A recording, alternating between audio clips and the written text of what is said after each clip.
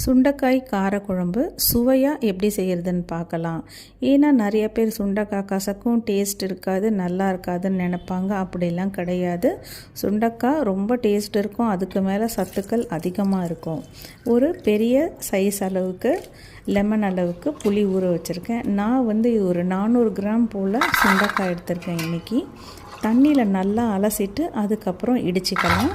அது இடித்து ஓப்பன் ஆனதுக்கப்புறம் தண்ணியில் அலசினா அதோட சத்துக்கள் தண்ணியில் வீணாக போயிடும். அதனால் அலசிட்டு இடித்து வச்சுக்கலாம்.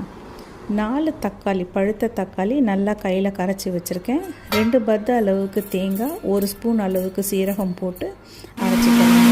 காரக்குழம்பு புளிக்குழம்புக்கெல்லாம் நல்லெண்ணெய் வெந்தயம் தான் போட்டு தாளிக்கணும். அதனால் ஒரு கடாயில் 2 டேபிள் ஸ்பூன் அளவுக்கு நல்லெண்ணெய், 1 ஸ்பூன் அளவுக்கு வெந்தயம், கொஞ்சம் கருவேப்பிலை போட்டு, சுண்டைக்காய் அதிகமாக போடுறதுனால அதுக்கேற்ற மாதிரி பூண்டும் நிறையாவே போட்டிருக்கேன். பூண்டு போட்டு நல்லா பொன்னிறமாக வதங்கினதுக்கப்புறம் அது கூட சுண்டைக்காயை போடணும்.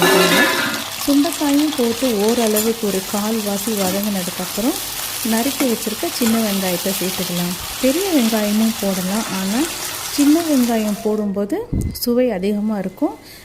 ரொம்ப கொஞ்சம் இனிப்பு இருக்குன்றதுனால சின்ன வெங்காயம் கொஞ்சம் அளவு பார்த்து போட்டுக்கலாம். ரொம்ப அதிகமான டேஸ்ட் கம்மியாயிடும்.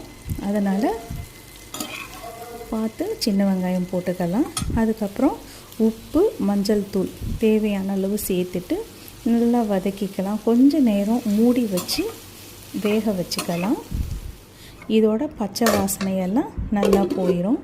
அதுக்கப்புறம் நம்ம கரைச்சி வச்சுருக்க தக்காளியை இதில் போட்டுக்கலாம். தக்காளி சீக்கிரமாக வெந்து வந்துடும் கரைச்சி வச்சுருக்கிறதுனால. அதுக்கப்புறம் ஒரு தேவையான அளவு மிளகாய்த்தூள் போட்டுக்கலாம். கரைச்சி வச்ச புளியை ஊற்றிக்கலாம். மிளகாய்த்தூள் பச்சை வாசனை போனதுக்கப்புறம் கரைச்சி வச்ச புளியை ஊற்றிட்டு அது நல்லா கொதி வந்ததுக்கப்புறம் நம்ம அரைச்சி வச்சுருக்கோம் இல்லையா தேங்காய், சீரகம், அதையும் ஊற்றிட்டு கொஞ்சம் நேரம் வச்சுருந்து எண்ணெய் பிரிஞ்சு மேலே வரவும் ஸ்டவ் ஆஃப் பண்ணிடலாம். சுவையான சுண்டைக்காய் காரக்குழம்பு ரெடி ஆகிடுச்சு. சத்துக்களும் ரொம்ப அதிகமாக இருக்கும். இந்த மாதிரி செஞ்சு பாருங்கள். அடிக்கடி சுண்டைக்காயை தேடி தேடி வாங்குவீங்க. தேங்க்யூ ஃபார் வாட்சிங்.